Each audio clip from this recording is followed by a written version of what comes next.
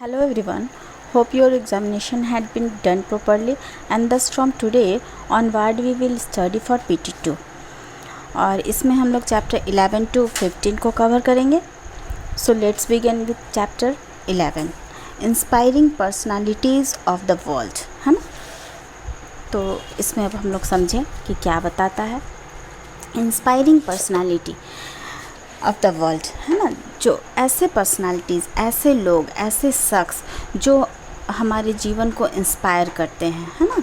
जैसे कि हम लोग बहुत सारे ऐसे कोटेशन पढ़ते हैं कि इन्होंने ऐसी बातें कहा, है ना. तो उसी को हम लोग कहते हैं इंस्पायरिंग पर्सनालिटीज़ जो हमारे विश्व के हैं. तो चलिए हम लोग शुरू कर रहे हैं. विद द एडवांट ऑफ नॉलेज, जैसे जैसे हमारा नॉलेज गेन हुआ, जैसे जैसे हमारे नॉलेज में डेवलपमेंट होते चली गई, तो इंसानों ने try to make his life more comfortable by invention machine और अदर मटेरियल्स ऑब्जेक्ट, है ना. इंसानों ने बहुत तरह के कंफर्टेबल मशीन्स बनाए, मटेरियल्स बनाए. When he looked within he felt the need to have good ideology and morals to lead a peaceful and happy life. क्योंकि ये जो मशीन थे, मटेरियल्स थे, ये इनको कंफर्टेबल लाइफ तो दे सकते थे, पर उनके जीवन को बिल्कुल पीसफुल, शांतिपूर्वक और हैप्पी लाइफ नहीं दे पाते थे. तो द मटेरियल्स मतलब हैप्पी लाइफ नहीं दे पाते थे. Some of the great thinker have given the concept of true happiness. इसमें से जो ग्रेट थिंकर्स थे जिनके बारे में हम लोग पढ़ेंगे, उन्होंने कुछ ऐसे कॉन्सेप्ट हमारे जीवन में दिए जो हमारे सही हैप्पीनेस को पर बेस था, है ना. तो इस तरह से उनके बारे में हम यहाँ पर देख रहे हैं, जिन्होंने बहुत सारे आइडियाज़ दिए, है ना, ह्यूमैनिटी के लिए, अपने जीवन को हैप्पी बनाने के लिए. तो सबसे पहले इसमें हम लोग देखेंगे सुकरात के बारे में. इनका जन्म जो था वो 469, इनका जो समय काल था वो 469 to 399 BCE तक आता है ना. तो चलिए हम लोग इनको पढ़ते हैं. सुकरात वाज ए ग्रेट फिलोसफर. ये बहुत ही ग्रेट फिलोसफर थे एंड पॉपुलर टीचर भी थे, है ना. ये जो थे, इनका जन्म हुआ था एथेंस में, नियर ग्रीक में, है ना, द कैपिटल ऑफ ग्रीक में. आज से लगभग 2400 साल पहले, है ना. और इनके not much is known about his parents and childhood. बहुत सारी जानकारी इनके बारे में हमें नहीं मिलती है ना, पेरेंट्स और चाइल्डहुड के बारे में. उस समय में जो समय काल था, people in those time were very superstitions. लोग अंधविश्वास पर बहुत ज़्यादा भरोसा करते थे. और अंधविश्वास भी किस चीज़ के लिए, तो the thought disease were caused by the anger of God, है ना. जो भी बीमारियां होती है वो भगवान के गुस्सा हो जाने पर होती है.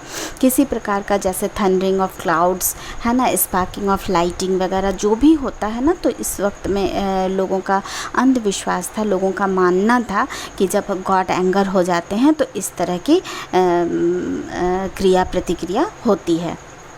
तो सुकरात ने कहा कि नहीं, ऐसा नहीं है, ऐसा जो है हम ऐसा नहीं होता है, और ये जो कॉन्सेप्ट है ये बिल्कुल गलत है, इन पर हमें ब्लाइंडली विश्वास नहीं करना चाहिए. He said that the only way of discovering the truth by the asking question, है ना. This method was known as Sukrat method. तो इन्होंने जो इस मेथड को दिया, इसको सुकरात मेथड के नाम से जाना जाता है. हिज मेन टीचिंग वेयर, इनका जो मेन टीचिंग था लोगों के लिए, वो क्या था? Be fearless and straightforward, है ना. Do not believe in superstition, do not concept any blindly, believe in nothing but truth, है ना. तो इस तरह के कॉन्सेप्ट सुकरात ने लोगों को दिए थे कि किसी पर आँख बंद करके विश्वास मत करो, अंधविश्वास पर विश्वास मत करो, है ना. और अपने आप को निडर बनाओ, एकदम स्ट्रेट फॉरवर्ड रहो, इस तरह का. तो इन सब बातों के चलते जो उस समय का जो समय था, तो सुकरात हैड मेनी एनिमीज, इसके चलते उनके बहुत सारे दुश्मन हो गए थे। At that time people worship the king as god, है ना। उस टाइम में जो लोग थे वो जो लोग थे वो किंग को गॉड की तरह पूजते थे। और सुकरात के फियरलेस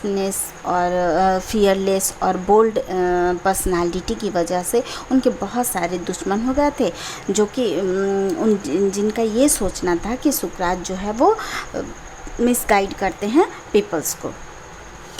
ओके, फिर हम ये जानेंगे कि इस तरह से बहुत सारा एक्सक्यूज़ भी लोगों ने देना शुरू किया गॉड के बिहाफ में कि नहीं, गॉड को मानो, सुकरात की बातों को नहीं मानो। पर इस जजमेंट के चलते, इनके टीचिंग के चलते लोग जो हैं सुकरात के साथ साथ में चलने लगे, सुकरात के बातों को फॉलो करने लगे, है ना। और जहाँ गलतियाँ होती थी वहाँ पर थोड़ा विरोध भी करने लगे, जिसके चलते जो उनके दुश्मन थे, जो एनिमीज़ थे, उनको पॉइज़न दे के मार डाला। ठीक है, इस तरह से सुकरात के बारे में हमने ये जानकारी प्राप्त की।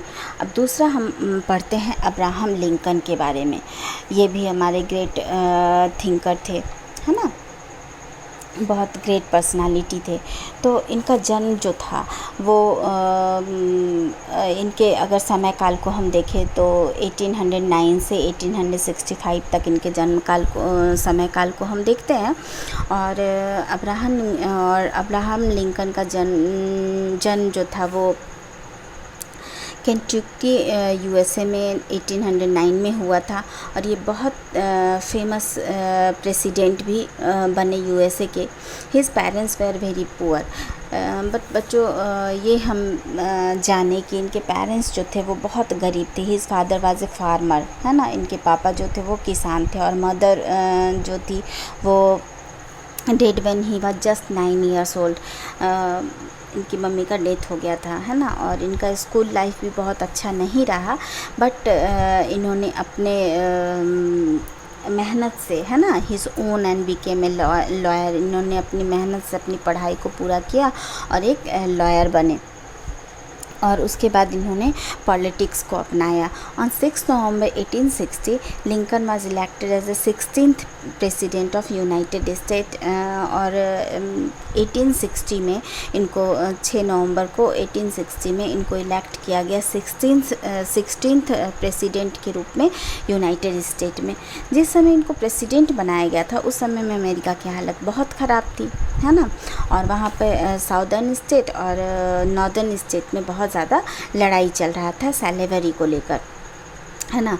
The blacks were bought from Africa and sold in the market at slave. तो ये सब जो वहाँ पर चल रहा था, नॉर्दर्न स्टेट जो था इसमें अपना सपोर्ट नहीं कर रहा था। तो इसी के चलते a civil war broke out between the northern and southern state. इस तरह से एक सिविल वार चल रहा था। Almost 8 lakh people die. और इस सिविल वार में लगभग 8 लाख पीपल की मृत्यु हो गई थी, है ना। इस समय में Abraham Lincoln declare that the slave would be set free. और जब उनको प्रेसिडेंट बनाया गया तो उस समय में अब्राहम लिंकन ने सारे जो सैलेव्स थे उनको फ्री कर दिया था, जिसके चलते जो लोग थे उनको बहुत ज़्यादा सम्मान देने लगे थे, है ना। और अंततः अमेरिकन के साउदर्न और नॉर्दर्न स्टेट में एकजुटता हो गई और अंत में ये country United State of America के रूप में जाना जाने लगा। और इसी वजह से Lincoln was so popular that he was elected as the president of United State of America. और उसके बाद उनको यूनाइटेड स्टेट अमेरिका का प्रधानमंत्री सेकेंड टाइम में फिर से 1865 में बनाया गया, है ना। और इन्होंने जो पॉलिसी दिया वो पीस की पॉलिसी दी, है ना। सैलेवरी के अगेंस्ट में इन्होंने बहुत सारे व्यू रखे। ऑन 15 अगस्त 1865 में इनको सूट डेट कर दिया गया, इनको गोली मार दी गई क्योंकि कुछ लोग जो थे इनसे नाराज़ चल रहे थे। नेक्स्ट हम पढ़ते हैं कार्ल मार्क्स के बारे में। तो कार्ल मार्क्स का जो समय काल है वो 1818 से 1883 तक चलता है। Karl Marx was born in Germany in 1818। Germany में इनका जन्म हुआ था। ये बहुत बड़े इकोनॉमिक्स थे और बहुत बड़े पॉलिटिकल थिंकर भी थे, है ना। और इन्होंने चीफ फाउंडर ऑफ कम्युनिज्म की भी स्थापना की थी, ठीक है। उस समय में क्या था, ड्यू टू इंडस्ट्रियल रेवोल्यूशन, उस समय में इंडस्ट्रियल रेवोल्यूशन हो रहा था और बहुत सारे न्यू फैक्ट्री का इस्टेब्लिशमेंट हुआ था यूरोप में, है ना। और इस फैक्ट्री के इस्टेब्लिशमेंट के कारण जो एक्सपोर्ट जो थी वो बहुत ज़्यादा इंक्रीज़ हो रही थी। The factory honours became very rich, और इस वजह से जो फैक्ट्री के ऑनर्स थे वो बहुत ज़्यादा रिच हो गए थे। और इस तरह के रिच पीपल को उस समय में कैपिटलिस्ट कहा गया था। तो जो ये कैपिटलिस्ट थे ना, वो बहुत ज़्यादा एक्सप्लॉइट करते थे अपने यहाँ काम कर रहे लेबर्स के साथ में, है ना। उनको मतलब जितना उनको वेजेज चाहिए होता था वैसा वेजेज उनको मिलता नहीं था। फैक्ट्री में उनको कोई शेयर नहीं मिलता था। उनकी कंडीशन जो थी बहुत ही ज़्यादा ख़राब थी, और सारा जो प्रॉफिट होता था ये लोग सारे जो उनके ऑनर थे वो रख लेते थे। तो Karl Marx wanted to workers to the united to and fight the capitalist for their rights. तो इसी वजह से कार्ल मार्क्स जो थे वो चाहते थे कि वहाँ के जो वर्कर्स हैं वो इन कैपिटलिस्ट के खिलाफ लड़ाई लड़े अपने अधिकार के लिए, है ना। और इन्होंने he said that there should be public ownership of all the factories and the profit should be divided equally among the workers। ये ऐसा चाहते थे कि उनका जो प्रॉफिट है वो वर्कर में इक्वली बढ़ जाए, है ना। और इस तरह से उन्होंने बहुत सारे इसके लिए उन्होंने एडवोकेट जो थे वहाँ के वो इनके अगेंस्ट हो गए और उनके खिलाफ हो गए। बहुत सारे लोग इनसे अनवाइड हो गए और उसी समय इन्होंने एक कॉन्सेप्ट चलाया। This concept was known as socialism, है ना। और इनके एक कलीग थे जिनका नाम था फ्रेडरिच एंगल्स, है ना। उन्होंने मार्क्स के लिए एक बहुत ही फेमस बुक लिखी, जिस बुक का नाम था कम्युनिस्ट मैनिफेस्टो। और उसके बाद में उन्होंने एक दूसरा बुक लिखा जिस बुक का नाम था दास कैपिटल, है ना। In which he support his ideology and communism very strongly. और उसमें इन्होंने मार्क्स के आइडियोलॉजी और कम्युनिज्म के बारे में बहुत ही स्ट्रांगली लिखा। और in Das Kapital Karl Marx spoke his theory on equality very clearly and boldly. और दास कैपिटल में कार्ल मार्क्स के द्वारा बोले गए थ्योरी को और उनके थ्योरी को बहुत क्लियरली और बोल्डली लिखा गया, जिसके चलते जो इंडस्ट्रीज थे वो लोग इनसे बहुत ज़्यादा एनवायर्ड हो गए। लेकिन ये जो इंडस्ट्रियलाइजेशन था उसमें इन्होंने अपने लड़ाई को लड़कर उन वर्कर्स को उनका हक दिलाया, है ना। तो इस तरह से इनकी मृत्यु 1883 में हो गई। और इनको Marxism in the world as many people followed his idea. इनके जो कॉन्सेप्ट थे उनको मैक्सिज्म के नाम से जाना गया ऑल ओवर वर्ल्ड में, और बहुत सारे लोगों ने इनके आइडियाज़ को भी फॉलो किया। नेक्स्ट हम आते हैं महात्मा गांधी के बारे में। तो महात्मा गांधी के बारे में आप लोगों में से कोई ऐसा बच्चा नहीं होगा जो नहीं जानता होगा। तो इनके समय काल को अगर हम जानें तो 1869 टू 1948 तक इनके समय काल को हम देखते हैं। महात्मा गांधी का जो नाम था वो था मोहनचंद करमचंद गांधी, जिनका जो बॉर्न हुए थे 2 अक्टूबर 1869 में पोरबंदर के गुजरात के पोरबंदर में, है ना। और जो अभी हमारा 2 अक्टूबर आने वाला है, जिनको हम गांधी जयंती के नाम से भी जानते हैं, ये एक नेशनल फेस्टिवल होता है ना। हर साल ये हमारे नेशनल फेस्टिवल के रूप में हमारे यहाँ मनाया भी जाता है। इनको जो महात्मा नाम दिया गया है because his kind nature and simple life, है ना, इसकी वजह से इनको नाम दिया गया था Mahatma. He study law in London and became a barrister. ये अपनी स्टडी को लंदन में पूरी किए थे और बैरिस्टर बन गए थे। और और he started his practice in Mumbai, और उसके बाद इन्होंने अपनी प्रैक्टिस जो थी वो मुंबई में शुरुआत की थी। In 1893 Gandhi ji had go to South Africa to fight a case for a company. एक कंपनी के केस के लिए ये 1893 में साउथ अफ्रीका गए थे।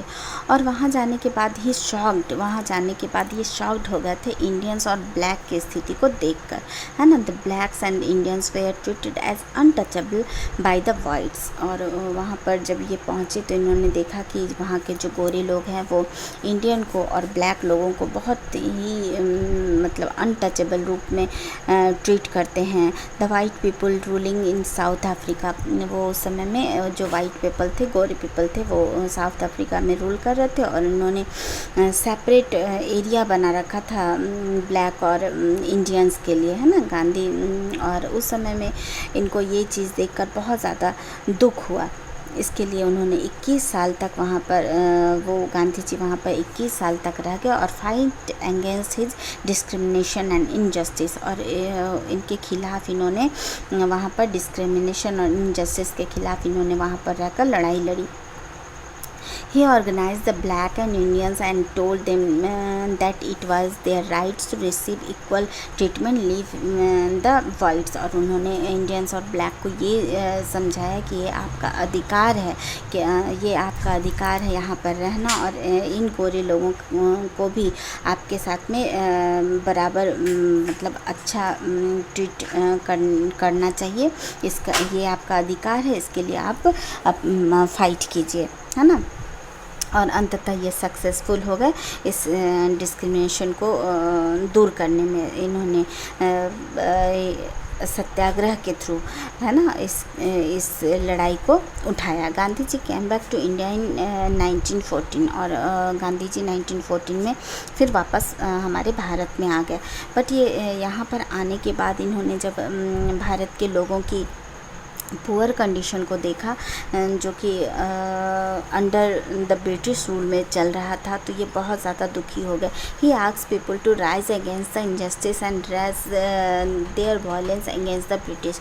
और यहाँ आने के बाद भी उन्होंने जब ब्रिटिश को देखा इंडियंस के प्रति बैडली रूल करते हुए, तो उन्होंने यहाँ के लोगों को भी समझाया और बोला कि इन लोगों के खिलाफ भी हमें आवाज़ उठानी चाहिए। और उन्होंने एक स्ट्रगल की शुरुआत की जो ट्रूथ और नॉन वायलेंस पे डिपेंड था। He told people to disobey the British law. उन्होंने लोगों से कहा कि आप ब्रिटिश के जो भी लॉ हैं, जो भी नियम कानून बनाए हुए हैं, उनका डिसोबे कीजिए। और इस मुहिम का नाम दिया गया नॉन कोऑपरेशन मूवमेंट।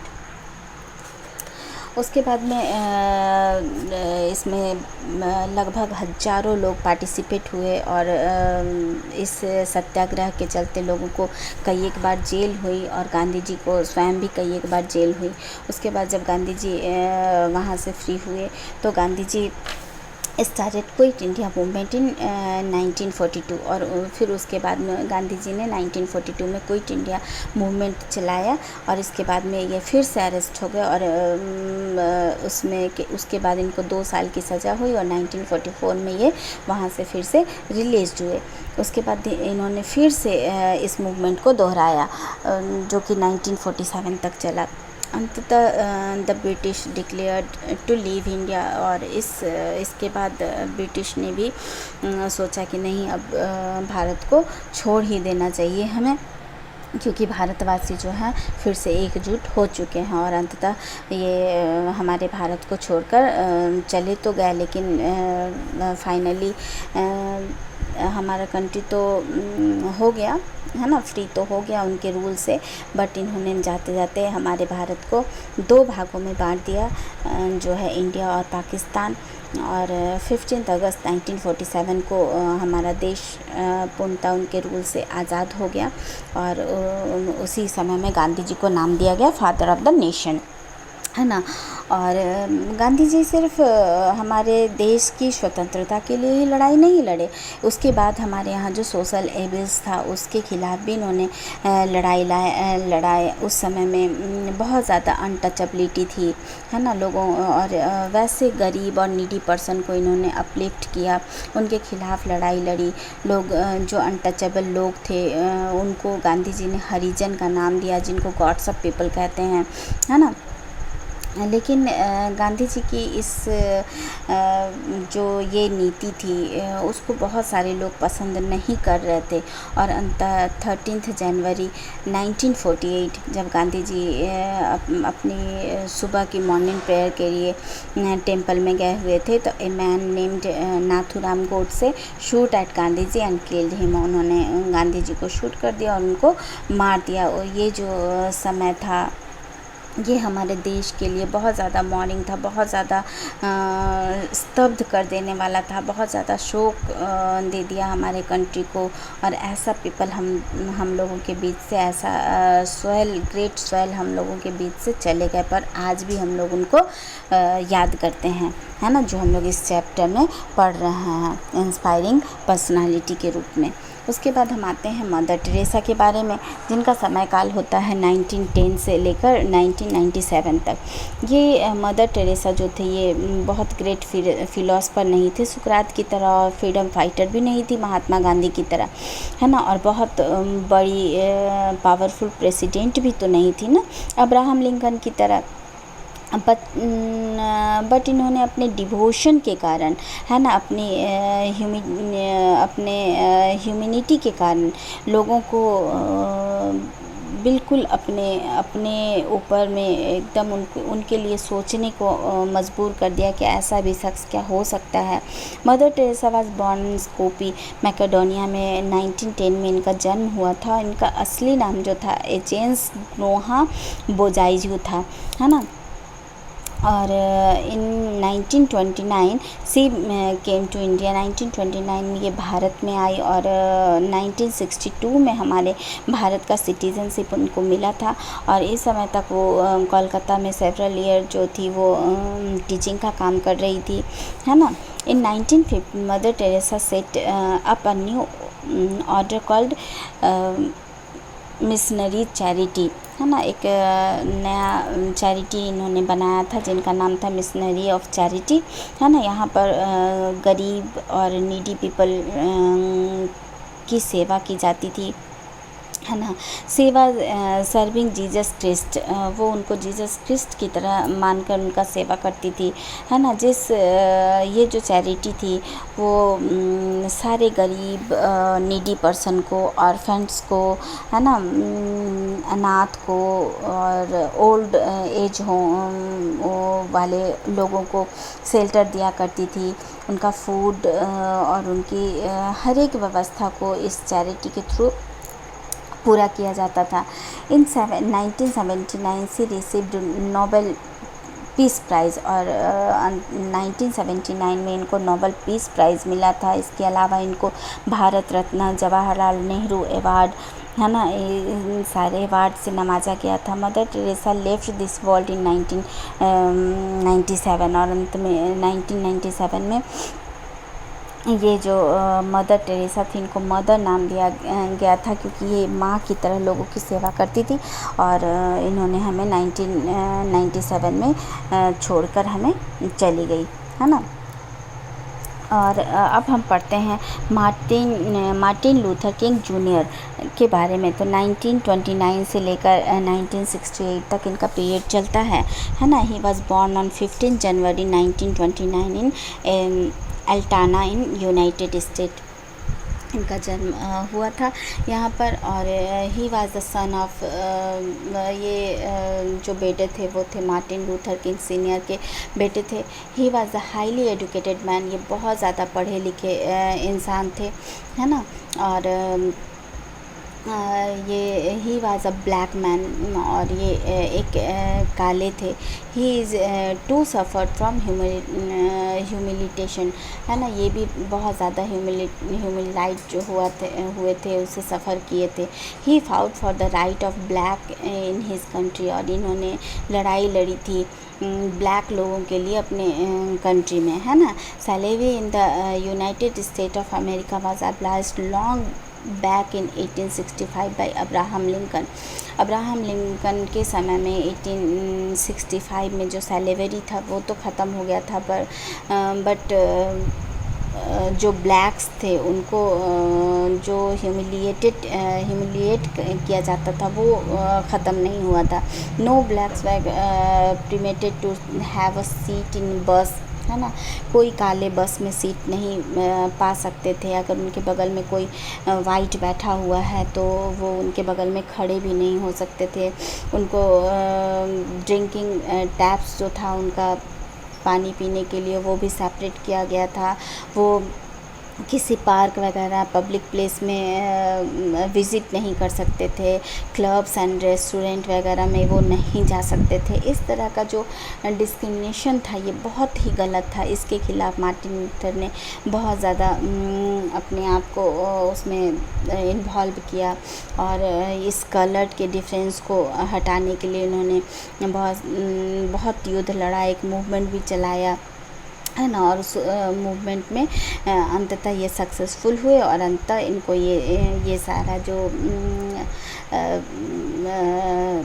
ये सारा जो डिस्क्रिमिनेशन था वो अंततः ख़त्म हो गया और एजुकेशन, एम्प्लॉयमेंट और पब्लिक प्लेसेस में फिर से इनको वैसे ही जो सीट वगैरह था वो सब मिलने लगा, है ना। Martin gave many inspiring lecture in USA. फिर उन्होंने यूएसए में बहुत सारे इंस्पायरिंग लेक्चर को भी दिया था।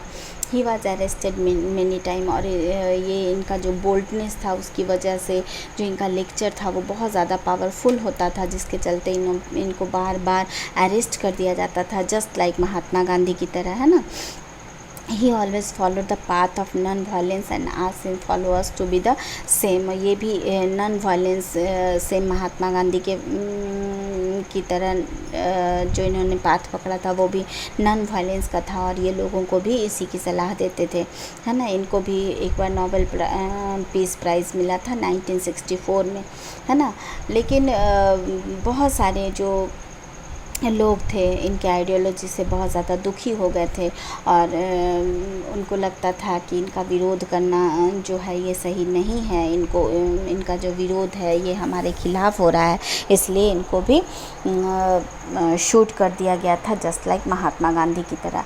और उसके बाद से he fell victim to the bullet of a white American on 4 April 1968, है ना। वाइट अमेरिकन के थ्रू इनको मार दिया गया, गोली मार दिया गया और बहुत ही कम एज में, उस वक्त इनका एज मात्र 39 ईयर्स ओल्ड था और इस तरह से इन लोगों को की मृत्यु हो गई। बट इनके आइडियोलॉजी, इनके थिंकिंग ये सब हमें बहुत ज़्यादा इंस्पायर करते हैं, इसलिए इस चैप्टर का नाम भी जो है वो है inspiring personality of the world. तो इस तरह से हम लोगों ने इस चैप्टर को क्लियर किया, ठीक है। तो अब हमारा ये जो है यहाँ पे लेसन कंप्लीट होता है। Hope this video will be helpful in your study.